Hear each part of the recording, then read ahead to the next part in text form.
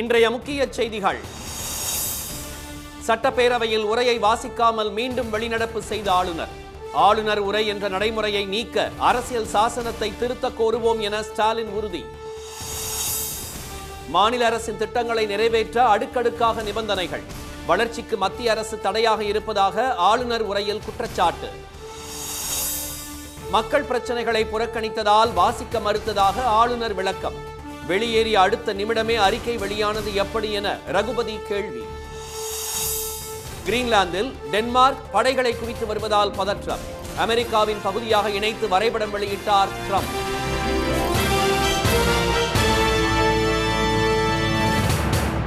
வணக்கம். வணக்கம். சட்டப்பேரவையில் உரையை வாசிக்காமல் ஆளுநர் வெளிநடப்பு செய்த நிலையில் ஆண்டின் தொடக்கத்தில் ஆளுநர் உரை என்ற நடைமுறையை மாற்ற அரசியலமைப்பு சட்டத்தில் திருத்தம் செய்ய முயற்சிகள் மேற்கொள்ளப்படும் என்று முதலமைச்சர் திரு மு க ஸ்டாலின் தெரிவித்துள்ளார்.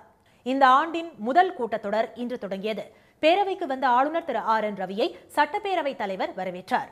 அவருக்கு காவல்துறை அணிவகுப்பு மரியாதை வழங்கப்பட்டது. பின்னர் பேரவை நிகழ்ச்சிகள் தமிழ்தாய் வாழ்த்துடன் தொடங்கிய நிலையில் முதலில் தேசிய கீதம் பாடுமாறு ஆளுநர் கூறினார். ஆனால் அவை மரபுப்படி முதலில் தமிழ்தாய் வாழ்த்தும் இறுதியில் தேசிய கீதமும் பாடப்படும் என்று பேரவைத் தலைவர் தெரிவித்தார். ஆனால் அதை ஏற்க மறுத்த ஆளுநர் தாம் வாசிக்க வேண்டிய உரையை வாசிக்காமல் பேரவைக்கு வந்த 17 நிமிடங்களில் வெளியேறினார். அவர் இவ்வாறு உரையை வாசிக்காமல் வெளியேறியது இது 3வது முறையாகும்.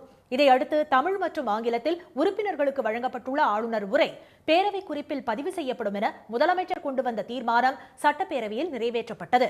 உறுப்பினர்களுக்கு நன்றி தெரிவித்து பேசிய திரு ஸ்டாலின், ஆண்டின் தொடக்கத்தில் ஆளுநர் உரை என்ற நடைமுறையை மாற்றும் வகையில் அரசியலமைப்பு சட்டத்தை திருத்த நாடாளுமன்றத்தில் முயற்சிகள் மேற்கொள்ளப்படும் என்று கூறினார். நாடு முழுவதும் இந்த நடவடிக்கை அமலுக்கு வர நடவடிக்கை எடுக்கப்படும் என்றும் அவர் தெரிவித்தார். 100 ஆண்டு கால தமிழக சட்டப்பேரவையின் மாட்சிமையை ஆளுநர் திட்டமிட்டு அவமதித்துள்ளதாக திரு ஸ்டாலின் குற்றம் சாட்டினார்.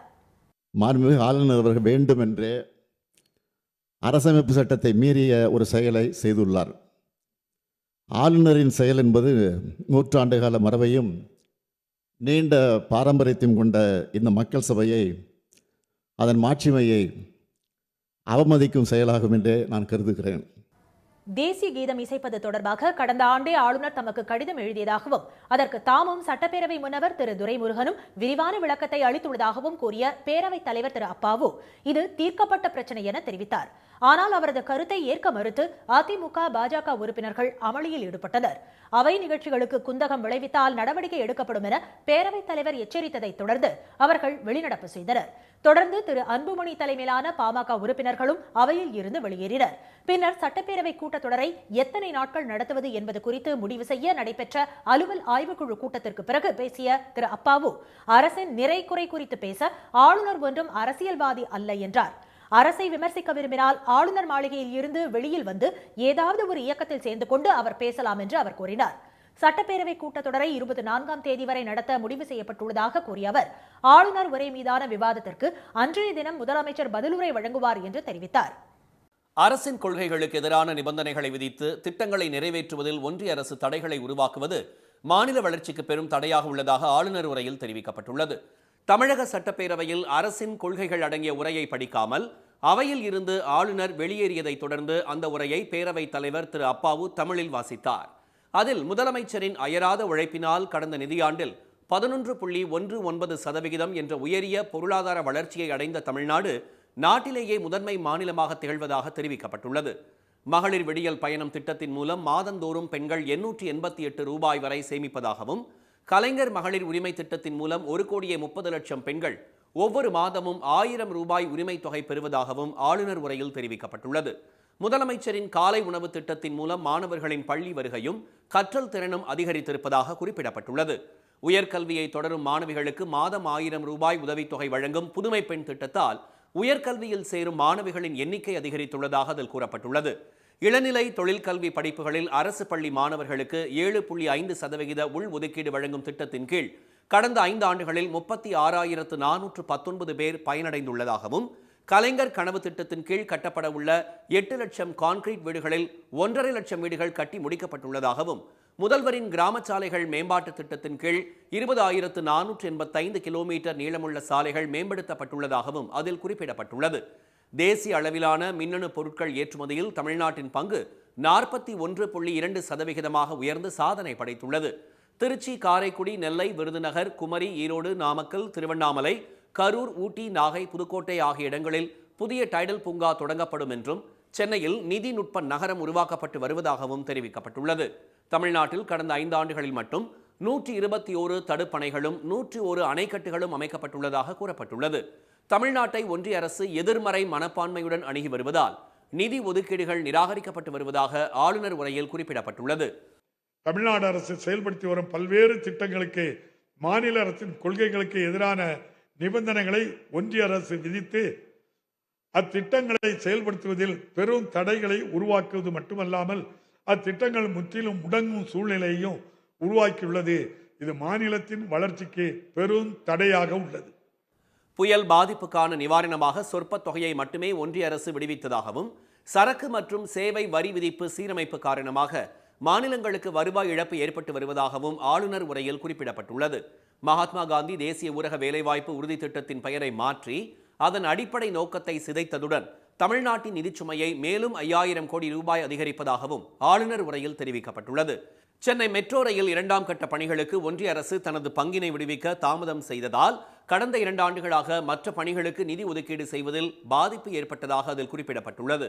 மதுரை, கோவை மெட்ரோ ரயில் திட்டங்களை ஒன்றிய அரசு மாற்றாந்தாய் மனப்பான்மையுடன் அணுகுவதாகவும் தெரிவிக்கப்பட்டுள்ளது. ஒன்றிய அரசின் கல்விக் கொள்கையில் வரையறுக்கப்பட்ட மும்மொழி பாடத்திட்டத்தை தமிழ்நாடு அரசு ஏற்கவில்லை என்றும் இருமொழி பாடத்திட்டமே கொள்கை என்றும் ஆளுநர் உரையில் தெளிவுபடுத்தப்பட்டுள்ளது. மக்கள் பிரச்சனைகளை புறக்கணித்ததால் உரையை வாசிக்க மறுத்ததாக ஆளுநர் திரு ரவி விளக்கமளித்துள்ள நிலையில் ஒன்றிய அரசின் பிரதிநிதியாக வரவேண்டிய ஆளுநர் பாஜகவின் பிரதிநிதியாக பேரவைக்கு வந்ததாக அமைச்சர் திரு ரகுபதி விமர்சித்துள்ளார். சட்டப்பேரவையில் இருந்து வெளியேறிய சில நிமிடங்களில் ஆளுநர் மாளிகை சார்பில் 13 காரணங்களை தெரிவித்து அறிக்கை வெளியிடப்பட்டது. கல்வி தரத்தில் சரிவு, கோயில்களில் அறங்காவலர் குழுக்கள் இல்லாதது, தேசிய கீதம் அவமதிப்பு போன்ற பல்வேறு பிரச்சனைகள் உரையில் இடம்பெறாததாலும் மைக் அணைக்கப்பட்டதாலும் ஆளுநர் அதை வாசிக்க மறுத்ததாக அதில் கூறப்பட்டுள்ளது. இதுகுறித்து தலைமைச் செயலகத்தில் செய்தியாளர்களிடம் பேசிய அமைச்சர் திரு ரகுபதி, ஆளுநரின் மைக் அணைக்கப்பட்டதாக கூறுவது சுத்தமான புழுகு என்றும் எதிர்க்கட்சிகள் கூட கூற தயங்கும் பொய்யை ஆளுநர் கூறுவதாக தெரிவித்தார். மைக்கை அணைக்க வேண்டிய அவசியம் தங்களுக்கு இல்லை என்றும் அவரை பேசத்தான் அழைத்தோமே தவிர மைக்கை அணைக்க அல்ல என்று அவர் கூறினார். தமிழ்நாடு 11.19 விழுக்காடு பெற்று பொருளாதார வளர்ச்சி பெற்றிருப்பதாக கூறியது ஒன்றிய அரசுதான் என்ற அமைச்சர் திரு ரகுபதி, ஆளுநர் வெளியேறிய அடுத்த நிமிடமே அவரது அறிக்கை வெளியானது எப்படி என கேள்வி எழுப்பினார். ஆளுநர் இங்கிருந்து வெளியேறுகிறார், வெளியேறிய உடனேயே அந்த அறிக்கை ஆளுநர் மாளிகையிலிருந்து வருகிறது என்று சொன்னால் எல்லாம் திட்டமிடப்பட்ட வேலைகள் தான். எனவே அவங்க முன்னாலே தயாரித்து வச்சிருக்கலாம். எங்களுக்கு அதை பற்றி கவலை இல்லை. தமிழ்நாட்டை குறை சொல்ல வேண்டிய எனது தேர்தல் ஆண்டு 2026 தேர்தல் ஆண்டு, இதில் ஆட்சியை பற்றி ஏதாவது குறை சொல்ல வேண்டும் என்பதற்காக அவர் கனவு கண்டு கொண்டிருக்கிறார். பேரவை வளாகத்தில் செய்தியாளர்களை சந்தித்த எதிர்க்கட்சித் தலைவர் எடப்பாடி திரு பழனிசாமி, தமிழ்நாட்டின் நிலையைத்தான் ஆளுநர் திரு ரவி தமது அறிக்கையில் கூறியுள்ளதாக கூறினார். ஆளுநரை பற்றிய தவறான எண்ணத்தை உருவாக்க அரசு முயற்சிப்பதாக அவர் குற்றம் சாட்டினார். ஆளுநர் தவறான செய்தியை வாசிக்க மாட்டாங்கன்னு சொல்றாரு. அவருடைய நியாயம் அதுதான். ஒரு மேதக ஆளுநர் அவர்கள் தமிழகத்தில் நிலவுகின்ற நிலைமையை உண்மைத்தன்மை இருந்தால் தான் அது பேச முடியும். தவறு இருக்கின்ற பொழுது சுட்டி காட்டுகிறார். இந்த அரசு அதை ஏற்றுக்கொள்ள மறுக்குது. திட்டமிட்டு இந்த அரசாங்கம் கவர்னர் மீது ஒரு தவறான எண்ணத்தை உருவாக்க வேண்டும் என்ற அடிப்படையில் தான் இன்றைக்கு முதலமைச்சர் அவர்கள் ஒரு அறிக்கையை தயார் பண்ணி தீர்மானமாக கொண்டு வந்து சட்டமன்றத்தில் வாசித்தார். தேசிய கீதம் பாடப்படவில்லை என்ற ஆளுநரின் குற்றச்சாட்டு குறித்த கேள்விக்கு கருத்து தெரிவிக்க எடப்பாடி திரு பழனிசாமி மறுத்துவிட்டார். அரசியலமைப்பு சட்டம் வழங்கிய அதிகாரங்களுக்கு எதிராக செயல்படும் ஆளுநர் ரவி அந்த பதவியை வகிக்க எந்த தகுதியுமற்றவராக இருப்பதாக தமிழக காங்கிரஸ் தலைவர் திரு செல்வ பெருந்தகை கூறினார். அவருக்கு மக்கள் தக்க பாடம் புகட்டுவார்கள் என்றார் அவர். எப்படிப்பட்ட ஆளுநரை பாஜக அரசு தமிழ்நாட்டுக்கு அனுப்பியிருக்கிறார்கள் என்பதை தமிழ்நாட்டு மக்கள் தெளிவாக புரிந்து வைத்திருக்கிறார்கள். அது இன்னும் ஒரு சில மாதங்களில் நடைபெறுகின்ற சட்டப்பேரவை தேர்தலில் பாஜகவுடைய உண்மை முகமும் அரசியலமைப்பு சட்டத்திற்கு எதிராக இவர்கள் தீட்டுகின்ற திட்டமும் அதற்கு நாட்டு மக்கள் பதிலளிப்பார்கள். ஒவ்வொரு முறையும் பதவி பிரமாணத்தை மீறி எதிர்க்கட்சித் தலைவரை போல் நடந்து கொள்ளும் ஆளுநர் திரு ரவி ஒரு RSS பிரச்சாரகராக திமுக அரசிற்கு எதிராக தேர்தல் பிரச்சாரத்தை தொடங்கி வைத்திருப்பதாக திராவிட கழக தலைவர் திரு கி வீரமணி விமர்சித்துள்ளார். அரசியல் சாசனத்தின் அடிப்படையில் பதவியேற்ற ஒருவர் கடமையை நிறைவேற்ற தவறும் போது அவர் அந்த பதவியில் தொடர எந்த தகுதியும் இல்லை என்று மார்க்சிஸ்ட் கட்சியின் மாநில செயலாளர் திரு பே சண்முகம் கூறியுள்ளார். எதிர்க்கட்சியினரும் சொல்லாத அடிப்படை ஆதாரமற்ற அரசியல் அவதூறுகளை அறிக்கையாக ஆளுநர் மாளிகை வெளியிட்டிருப்பதாக சாடியுள்ள இந்திய கம்யூனிஸ்ட் மாநில செயலாளர் திரு மு வீரபாண்டியன், உயர்ந்த பொறுப்புக்கு சற்றும் பொருத்தமற்ற ஆளுநரின் குடியரசு தின அழைப்பையும் வரவேற்பு விழாவையும் தங்கள் கட்சி புறக்கணிப்பதாக கூறியுள்ளார். கிரீன்லாந்து விவகாரத்தில் அமெரிக்க அதிபர் ட்ரம்ப் பிடிவாதமாக உள்ள நிலையில் அங்கு கூடுதல் படைகளை டென்மார்க் குவித்து வருவதால் பதற்றம் அதிகரித்துள்ளது. ஆர்டிக் பகுதியில் டென்மார்க் ஆளுகைக்குட்பட்ட சுயாட்சி பிரதேசமாக உள்ள இத்தீவை எதிர்காலத்தில் சீனா மற்றும் ரஷ்யா கைப்பற்றக்கூடும் என்று ட்ரம்ப் கூறி வருகிறார். அமெரிக்காவின் பாதுகாப்பு கருதி கிரீன்லாந்தை அமெரிக்காவுக்கு விற்பனை செய்ய வேண்டும் என்றவர், இல்லையென்றால் படைகளை அனுப்பி கைப்பற்றப் போவதாக எச்சரித்துள்ளார். ட்ரம்பின் மிரட்டலுக்கு அஞ்ச மாட்டோம் என்று தெரிவித்துள்ள கிரீன்லாந்து மற்றும் டென்மார்க்குக்கு ஐரோப்பிய கூட்டமைப்பு ஆதரவு தெரிவித்தது. இதையடுத்து Sweden, Denmark, France, Germany, Netherlands, Finland, England, Norway ஆகிய நாடுகளின் பொருட்களுக்கு 10% கூடுதல் வரி விதிக்கப்படும் என்று ட்ரம்ப் அறிவித்தார். இந்நிலையில் கிரீன்லாந்தில் கூடுதல் படைகளை டென்மார்க் குவித்து வருகிறது. நேட்டோ கூட்டமைப்பு நாடுகளான Germany, Sweden, Norway, Finland, Netherlands, France, England ஆகியவற்றின் படைகள் ஏற்கனவே கிரீன்லாந்தில் முகாமிட்டு பயிற்சி மேற்கொண்டு வரும் நிலையில் படைபலத்தை அதிகரிக்கும் வகையில் ராணுவ தளபதி பீட்டர் பாய்ஸின் தலைமையில் அனுப்பி வைக்கப்பட்ட டென்மார்க் வீரர்கள் கங்கலிஸ்வாக் விமான நிலையம் சென்றடைந்தனர். இதனால் பதற்றம் அதிகரித்து வரும் நிலையில் டென்மார்க்கால் கிரீன்லாந்தை காப்பாற்ற முடியாது என்று ட்ரம்ப் தெரிவித்துள்ளார். கிரீன்லாந்தை கைப்பற்றுவது தொடர்பாக இந்த வாரம் உலக பொருளாதார மாநாட்டில் விவாதிக்க உள்ளதாக ட்ரம்ப் கூறியுள்ளார். இந்நிலையில் செய்தியாளர்களிடம் பேசிய டென்மார்க் வெளியுறவுத்துறை அமைச்சர் லார்ஸ் லோக்கி ராஸ்முசன், கிரீன்லாந்து விவகாரத்தில் பலமான பதிலடியை கொடுக்காவிட்டால் நாம் பலவீனமாக உள்ளதாக அமெரிக்கா நினைத்துவிடும் என்று தெரிவித்துள்ளார். ட்ரம்பின் அறிக்கைகள் பதற்றத்தை அதிகரித்துள்ளதாக குற்றம் சாட்டிய அவர், சர்வதேச சட்டங்களை மீறி ட்ரம்பால் இதற்கு மேல் ஓரடி கூட எடுத்து வைக்க முடியாது என்றும் கூறியுள்ளார். இதனிடையே வெனிசுலா, கனடா, கிரீன்லாந்து ஆகியவை அமெரிக்காவின் ஒருங்கிணைந்த பகுதிகளாக இணைக்கப்பட்டுள்ளதாக ட்ரம்ப் வெளியிட்டுள்ள வரைபடம் சர்ச்சையை ஏற்படுத்தியுள்ளது. கேரள சட்டப்பேரவையில் அரசின் உரையை முழுமையாக வாசிக்காமல் ஆளுநர் திரு ராஜேந்திர விஸ்வநாத் அர்லேக்கர் புறக்கணித்ததற்கு முதலமைச்சர் திரு பினராயி விஜயன் கண்டனம் தெரிவித்துள்ளார். அந்த மாநில சட்டப்பேரவையின் முதல் கூட்டத்தொடர் இன்று தொடங்கியது. மரபுப்படி ஆண்டின் முதல் கூட்டத்தில் ஆளுநர் உரை நிகழ்த்தினார். அப்போது மத்திய அரசு நிதி வழங்காததால் கேரள அரசு நிதி நெருக்கடிக்கு ஆளாகிறது என்ற வரியையும், இது நிதி கூட்டாட்சிக்கு எதிரானது என்ற வரியையும் படிக்காமல் திரு அர்லேக்கர் புறக்கணித்தார். சட்டப்பேரவையில் நிறைவேற்றப்பட்ட மசோதாக்கள் நீண்ட நாட்களாக ஒப்புதல் தரப்படாமல் கிடப்பில் இருப்பதாக குறிப்பிட்ட வரிகளையும் அவர் புறக்கணித்ததாக பேரவையிலேயே கண்டனம் தெரிவித்த திரு பினராயி விஜயன், ஆளுநர் சில பகுதிகளை படிக்காமல் புறக்கணித்துள்ளதாகவும் சில பத்திகளில் மாற்றம் செய்துள்ளதாகவும் குற்றம் சாட்டினார். பின்னர் ஆளுநர் வாசிக்காமல் தவிர்த்த பத்திகளை அவர் படித்து காட்டினார். அரசின் உரை முழுவதுமாக அவை குறிப்பில் இடம்பெற வேண்டும் என்று திரு பினராயி விஜயன் பேரவைத் தலைவர் திரு ஷம்சீரிடம் கோரிக்கை விடுத்தார். இதனை ஏற்ற அவர், அமைச்சரவையால் ஒப்புதல் அளிக்கப்பட்ட உரையில் நீக்கம் செய்யவோ மாற்றம் செய்யவோ அதிகாரம் இல்லை என்பதால் இந்த முறையும் அது பின்பற்றப்படும் என்று அறிவித்தார். இனி வருவது செய்தி துளிகள். பாஜகவின் 12வது தேசிய தலைவராக திரு நிதின் நபீன் இன்று பதவியேற்றார். இந்த பதவிக்கு யாரும் போட்டியிடாத நிலையில் ஒருமனதாக அவர் தேர்வு செய்யப்பட்டார். டெல்லி பாஜக தலைமை அலுவலகத்தில் இன்று நடைபெற்ற நிகழ்வில் பிரதமர் திரு மோடி முன்னிலையில் திரு நிதின் நபீன் தலைவராக பதவியேற்றார். மறைந்த பாஜக தலைவர் நபீன் கிஷோர் பிரசாத் சின்ஹாவின் மகனான நிதின் நபீன் ஜார்க்கண்ட் மாநிலத்தில் 1980ஆம் ஆண்டு பிறந்தார். மிக இளம் வயதில் பாஜக தலைவர் பொறுப்பை ஏற்றுள்ள அவர் 5 முறை சட்டப்பேரவை உறுப்பினராகவும் பீகார் மாநில அமைச்சராகவும் பதவி வகித்துள்ளார். ஜனநாயகன் படத்தின் தணிக்கை சான்றிதழ் தொடர்பான வழக்கில் அனைத்து தரப்பு வாதங்களும் நிறைவடைந்த நிலையில் தேதி குறிப்பிடாமல் தீர்ப்பை சென்னை உயர்நீதிமன்றம் ஒத்திவைத்துள்ளது. ஜனநாயகன் படத்துக்கு தணிக்கை சான்றிதழ் வழங்காததை எதிர்த்து தயாரிப்பு நிறுவனம் தொடர்ந்த வழக்கை விசாரித்த தனி நீதிபதி UA சான்றிதழ் வழங்க உத்தரவிட்டிருந்தார். இந்த உத்தரவை எதிர்த்து தணிக்கை வாரியம் சார்பில் தலைமை நீதிபதி அமர்வில் வழக்கு தொடரப்பட்டது. படத்திற்கு தணிக்கை சான்று வழங்குவதற்கான நடைமுறைகள் இன்னும் முடிவடையவில்லை என தணிக்கை வாரியம் தரப்பில் தெரிவிக்கப்பட்ட நிலையில் இருதரப்பு வாதங்களையும் கேட்ட நீதிபதிகள் தீர்ப்பை தேதி குறிப்பிடாமல் ஒத்திவைத்தனர். தமிழ்நாட்டில் மணல் குவாரி முறைகேடு புகார் தொடர்பான வழக்கில் தமிழ்நாடு அரசு தாக்கல் செய்த மனு மீது அமலாக்கத்துறை பதிலளிக்க உச்சநீதிமன்றம் உத்தரவிட்டுள்ளது. மணல் குவாரி முறைகேடு புகார் தொடர்பாக விசாரணை நடத்த DGPக்கு உத்தரவிடக் கோரி உயர்நீதிமன்றத்தில் அமலாக்கத்துறை மனு தாக்கல் செய்திருந்தது.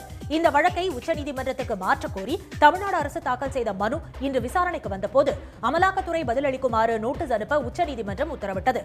மணல் குவாரி விவகாரத்தில் அமலாக்கத்துறை நடவடிக்கைகளுக்கு எதிராக தமிழ்நாடு, கேரளா அரசுகள் தொடர்ந்த வழக்கிலும் 4 வாரத்தில் அமலாக்கத்துறையும் மத்திய அரசும் பதிலளிக்க வேண்டும் என்று உச்சநீதிமன்றம் உத்தரவிட்டுள்ளது. சபரிமலை ஐயப்பன் கோயிலில் மகர விளக்கு பூஜை முடிந்து நடை அடைக்கப்பட்டது. டிசம்பர் 27ஆம் தேதி மண்டல பூஜை முடிந்த பின் டிசம்பர் 30ஆம் தேதி நடை திறக்கப்பட்டு கடந்த 14ஆம் தேதி மகர விளக்கு பூஜை நடைபெற்றது. தினமும் ஆயிரக்கணக்கானோர் தரிசித்து வந்த நிலையில் பக்தர்கள் தரிசனத்துக்கான காலம் நேற்றிரவு 10 மணியுடன் முடிந்தது. இன்று அதிகாலை நடை திறக்கப்பட்டு பந்தளம் மன்னர் குடும்பத்தினர் மட்டும் தரிசனம் செய்தனர். பின்னர் 7 மணி அளவில் மன்னரின் பிரதிநிதி முன்னிலையில் நடை அடைக்கப்பட்டது. இனி மாசி மாத பூஜைக்காக பிப்ரவரி 12ஆம் தேதி கோயில் நடை திறக்கப்பட உள்ளது. சபரிமலை தங்க கவச வழக்கு தொடர்பாக சென்னை, கேரளா, கர்நாடகாவில் 21 இடங்களில் அமலாக்கத்துறையினர் சோதனையில் ஈடுபட்டு வருகின்றனர். ஐயப்பன் கோயில் கருவறை கதவுகள், துவாரபாலகர் சிலைகளின் 42 கிலோ எடை கொண்ட தங்க முலாம் பூசிய கவசங்கள் 2019ஆம் ஆண்டு புதுப்பிக்கப்பட்ட போது அவற்றை செம்பு தகடுகள் என கூறி முறைகேடு நடந்ததாக புகார் எழுந்தது. இது தொடர்பான வழக்கில் சிறப்பு விசாரணை குழு பலரை கைது செய்தது. இந்நிலையில் குற்றம் சாட்டப்பட்ட தொழிலதிபர் உன்னிகிருஷ்ணனின் திருவனந்தபுரம் வீடு, தேவசம் போர்டு முன்னாள் தலைவர் வாசு வீடு, சென்னை அம்பத்தூரில் ஸ்மார்ட் கிரியேஷன்ஸ் தங்க முலாம் பூசும் நிறுவன தலைமை செயல் அதிகாரி பங்கஜ் பண்டாரி வீடு, அலுவலகம் உள்ளிட்ட இடங்களில் அமலாக்கத்துறை அதிகாரிகள் சோதனை நடத்தினர். இன்றைய வர்த்தக முடிவில் மும்பை பங்குச்சந்தை குறியீட்டு எண் சென்செக்ஸ் 1233 புள்ளிகள் வீழ்ச்சியடைந்து 82,013 புள்ளிகளாக இருந்தது. தேசிய பங்குச்சந்தை குறியீட்டு எண் நிஃப்டி 400 புள்ளிகளுக்கு மேல் சரிந்து 25,170 புள்ளிகளாக நிறைவடைந்தது. சென்னையில் இன்று ஆபரண தங்கத்தின் விலை ஒரே நாளில் சவரனுக்கு 3,600 ரூபாய் உயர்ந்து ஒரு சவரன் 1,11,200 ரூபாய் என்ற புதிய உச்சத்தை எட்டியுள்ளது. 1 கிராம் தங்கம் விலை 13,900 ரூபாயாக உள்ளது. வெள்ளி விலையும் கிராமுக்கு 22 ரூபாய் உயர்ந்து 1 கிராம் 340 ரூபாய் என்ற புதிய உச்சத்தை தொட்டுள்ளது. மீண்டும் இன்றைய முக்கிய செய்திகள். சட்டப்பேரவையில் ஆளுநர் வெளிநடப்பு செய்த நிலையில் ஆண்டின் தொடக்கத்தில் ஆளுநர் உரை என்ற நடைமுறையை நீக்க அரசியலமைப்பு சட்டத்தில் திருத்தம் செய்ய முயற்சி மேற்கொள்ளப்படும் என்று முதலமைச்சர் ஸ்டாலின் தெரிவித்துள்ளார். மக்கள் பிரச்சினைகளை புறக்கணித்ததால் உரையை வாசிக்க மறுத்ததாக ஆளுநர் ரவி விளக்கமளித்துள்ள நிலையில் அவர் பாஜகவின் பிரதிநிதியாக பேரவைக்கு வந்ததாக அமைச்சர் ரகுபதி விமர்சித்துள்ளார். கிரீன்லாந்து விவகாரத்தில் ட்ரம்ப் பிடிவாதமாக உள்ள நிலையில் அங்கு கூடுதல் படைகளை டென்மார்க் குவித்து வருவதால் பதற்றம் அதிகரித்துள்ளது. இத்துடன் இந்த செய்திகள் நிறைவடைந்தன. மீண்டும் சன் டிவியில் செய்திகள் காலை 7:30 மணிக்கு. செய்திகளை உடனுக்குடன் தெரிந்து கொள்ள QR கோடை ஸ்கேன் செய்து சன் நியூஸ் வாட்ஸ்அப் சேனலில் இணைந்திருங்கள். வணக்கம். வணக்கம்.